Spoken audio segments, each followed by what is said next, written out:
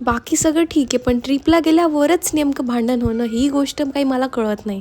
तुमचं पण होत असेल तर मला सांगा. त्यानंतर मग 1000 वेळा भांडण करून आम्ही परत गोड झालो आणि मग आमच्या ट्रिपला परत सुरुवात केली. आणि यांचा बर्थडे सो मी ट्राय करते की भाई मी सॉरी बोलेली. तर आजचा मिनी ब्लॉग आहे हरिहरेश्वर म्हणजेच दक्षिण काशी. हरिहरेश्वर देवस्थान पेशव्यांच्या जन्मगाव असलेल्या श्रीवर्धन पासून फक्त 8 किलोमीटर अंतरावर आहे. याची उभारणी अगस्त्य ऋषींनी केली होती असे म्हटले जाते.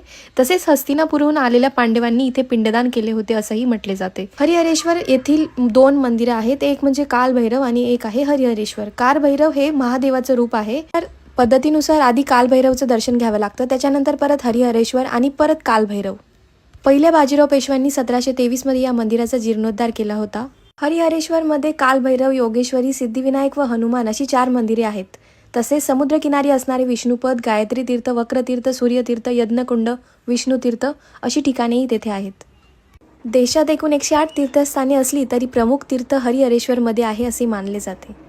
इसवी सन 1674 मध्ये छत्रपती शिवाजी महाराज या ठिकाणी दर्शनासाठी पण आले होते असे इतिहासकार सांगतात. मंदिराच्या मागच्या बाजूने प्रदक्षिणा मार्ग आहे. तो डोंगरावरून समुद्रापासून ते परत मंदिरापर्यंत अशी एक प्रदक्षिणा असते. या डोंगरावरनं प्रदक्षिणा करण्याचा जो अनुभव आहे ना, हा मी तुम्हाला शब्दात एक्सप्लेन नाही करू शकत. आयुष्यात एकदा इथे नक्की या आणि अनुभव घ्या. इथे सनसेटलाही तुम्ही येऊ शकता. बळीराजाकडून 3 पाऊल भूमी घेताना वामनाने टाकलेले दुसरे पाऊल हे हरिहरेश्वर पासून सुरू झाले होते. अगस्त्य मुनी जेव्हा शांततेच्या शोधात भ्रमण करत होते तेव्हा येथील 4 लिंगांच्या स्वयंभू दर्शनाने त्यांचे मन शांत झाले होते. तर इथे मी मस्तपैकी नारळ पाणी पिलं, प्रदक्षिणा केली आणि मंदिराचं छानसं दर्शन केलं. Bye bye.